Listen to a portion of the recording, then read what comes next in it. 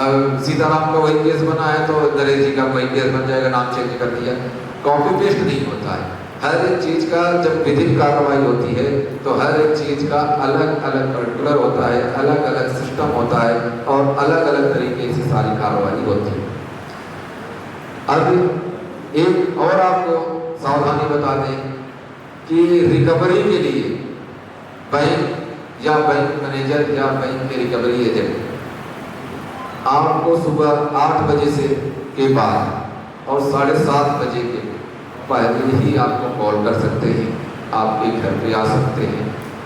इसके पहले न वो आ सकते हैं, इसके बाद में आपके पास आ सकते हैं, ना फोन कर सकते हैं। ये भी ध्यान देने वाली बात है। होता क्या है कि हम लोग क्या करते हैं, पैसे दिए है ना, मैनेजर साहब 10 बजे रात में फोन आ जाएगा, कहेंगे हाँ जी सर बताइए सर कैसे हो। अरे सर का आएगा, आपका तो दुश्मन हुआ बैठा है और आप उसको सर सर बोल करके घर में आएगा, अंदर बैठा के चाय पिलाओगे, बढ़िया हाथ जोड़ोगे, गिड़गिड़ाओगे। अरे क्यों गिड़गिड़ाए भाई, हमने उससे कुछ लिया थोड़ी है, हमने तो दिया है उसको, लिया क्या है आप बताइए। आप जितने बैठे हो ये बता मुझे बता दे कि जिस व्यक्ति ने आपको लोन दिया है वही व्यक्ति आपके पास लोन की रिकवरी करने के लिए आता है? कभी नहीं आएगा। क्यों नहीं आएगा? क्योंकि इनका जो सिस्टम है बैंक वालों का, ये टारगेटेड होता है और 3 साल के बाद एक मैनेजर उस ब्रांच में रह ही नहीं सकता। उसका ट्रांसफर 3 साल बाद उसका मस्ट है, होना ही होना है, चाहे प्राइवेट हो, चाहे एनबीएफसी हो, चाहे आपका निजी बैंक हो, और या आप आजकल आप लोग जो सरकारी बैंक कहते हो वो रूल सब पे यही है। आप किसी भी आप उसको जानते ही नहीं, आप सिर्फ ये जानते हो कि बैंक मैनेजर साहब हैं, हाँ आ गए आपके पास। और जब भी कोई मैनेजर का ट्रांसफर होता है ना, उसी टाइम पे आपको काबू करने का मौका होता है।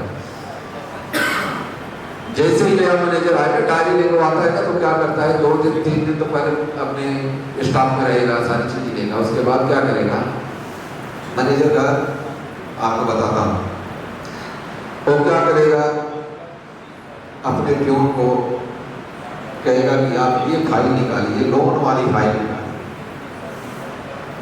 अब वो लोन वाली फाइल निकलेगी तो उसमें कहेगा इसमें से एनपीए वाली निकालिए, सब स्टैंडर्ड वाली निकालिए और राइट ऑफ वाली निकालिए। 3 कैटेगरी की फाइल निकालता है।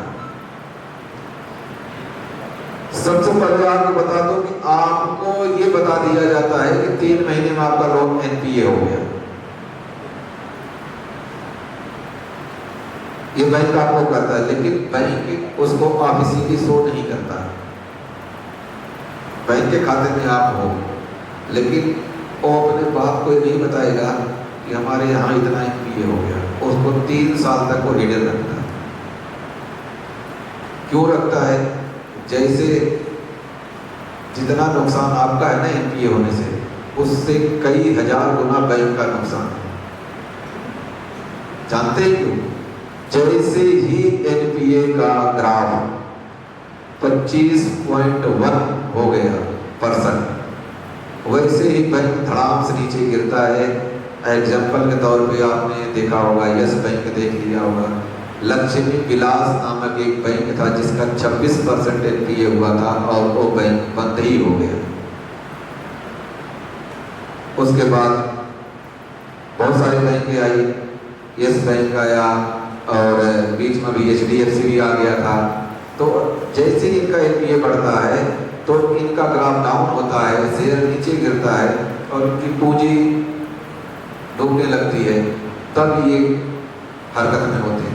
इसलिए ये 3 साल तो आपका एनपीए शो ही नहीं करते अपने बाप के पास, और उसी 3 साल में ये आपसे कार्रवाई करते हैं, आते हैं घर पे आते हैं, जी हो गया आपका, ये हो गया, अब ये कार्रवाई करते हैं, वो कार्रवाई करते।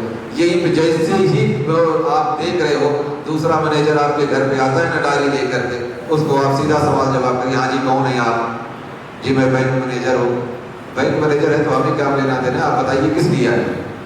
बिल्कुल जैसे ही आप उसको इस तरीके से बात करना शुरू कर दोगे, आप हमारे घर पे आए हैं, किस बिहेव पे आए हैं ये बताइए, वो सीधी सी बात आपको कहेगा जी आपका लोन था, ये हो गया है, ये सारी दुनिया का हो रहा है, आपके पास क्या अथॉरिटी है?